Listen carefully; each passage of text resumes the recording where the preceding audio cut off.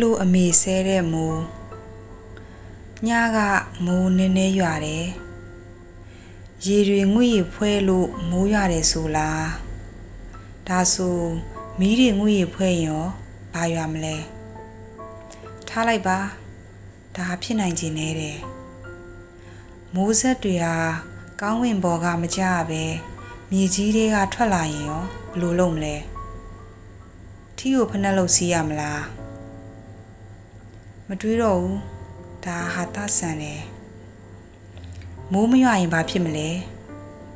ဖားအော်မဲလို့မဖြေနဲ့ဖားတွေကမိုးနဲ့မဆိုင်ဘူးဖားတွေကနေရာတကာအော်တယ်ဖားကိစ္စအသာထားအောင်မိုးရွာတော့အမေကအဝတ်တွေရုပ်ခိုင်းတယ်အဝတ်တွေမိုးဆူမှဆူလို့ပြောတာပဲမိုးဆူတဲ့အဝတ်ကရောပြန်မချောက်ဘူးလားချောက်တာပဲ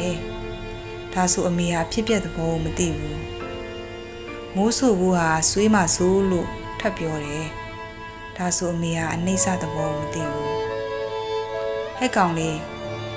မိုးရေဆိုရင်အဝတ်တွေဖားဦးဆွဲမယ်တဲ့လူကြီးလေဖားတွေကကောင်းကင်ပေါ်မှာနေတာလားကောင်းကင်ဘောကနေဥချလို့မိုးရေနဲ့ပါလာတာလားဒါဆိုကောင်းကင်မှာငှက်ပြည်ရှိတာမဟုတ်ပဲဖားပြည်ရှိနေတာလားဒါမှမဟုတ်ဖားဥဆိုတာနှက်သမီးဥကိုတင်စားတာလားခမားတို့တက်ရှိခေယာစနစ်ဟာရှုပ်ထွေးတယ်ညကမိုးနည်းနည်းရွာတယ်မနှက်ကြတိတ်သွားပြီမဲ့ငါအတွေ့အခုထိမဆဲသေးစမ်းကြော်စာဝင်